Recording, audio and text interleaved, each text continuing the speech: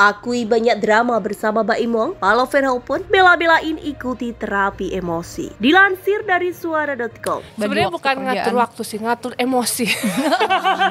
Ya enggak sih?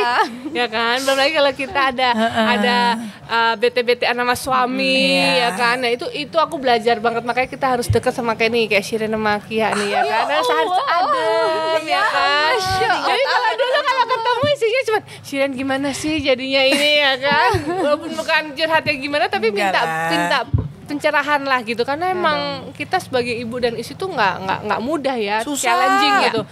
Nah tapi ya untungnya memang aku belajar masuk dulu. Aku belajar memang harus kitanya sebagai ibu itu harus settle duluan sih, dalam arti secara kematangan emosionalnya tuh harus settle, karena aku pun untuk mencari itu tuh banyak kayak belajar cari ke mana ya, sekolah-sekolah yang tentang gitu kan, parenting, mengontrol emosi kita sendiri. Ya, aku tuh sampai belajar loh.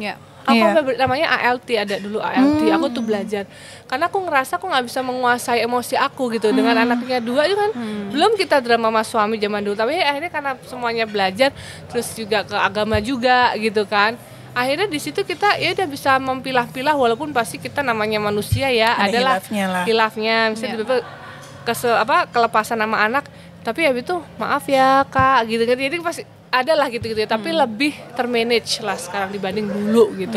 Setelah 4 tahun ya. Keputusan Mbak Imong menceraikan istrinya, Paulo Verhoeven, cukup mengejutkan publik. Terlebih setelah sang aktor mengungkapkan alasan utamanya. Mbak Imong mengklaim bahwa Paulo Verhoeven telah berkhianat dengan laki-laki lain. Parahnya, sosok laki-laki tersebut adalah teman baiknya lagi. Kabar perceraian ini membuat publik mengingat kembali kenang-kenangan masa lalu yang pernah dilalui Paulo Verhoeven. Salah satunya momen ketika ibu 2 anak itu curhat kepada kakak beradik Saskia dan Shiren Sungkar pada 2023 lalu di podcast The Sungkar. Kala itu, Paulo Verhoeven mengatakan bahwa caranya membesarkan Keanu dan Kenzo tidak selalu sejalan dengan Mbak Imong. Hal yang paling sulit bagi Paulo Verhoeven sebagai istri sekaligus ibu adalah mengatur emosi. Sebenarnya bukan ngatur waktu sih, tapi ngatur emosi. Belum lagi kalau ada bete-betean sama suami. Nah, itu aku belajar banget, jelas Paula. Karenanya, perempuan 37 tahun itu belajar mengontrol emosi dengan terapi emosi. Belajar dari sekolah tentang mengontrol emosi kita sendiri. Aku tuh sampai belajar loh, namanya ALT. Ada dulu. Aku tuh belajar karena aku merasa nggak bisa menguasai emosi aku. Tuturnya dikutip pada Kamis 10 Oktober 2024. Dengan anaknya 2 itu kan,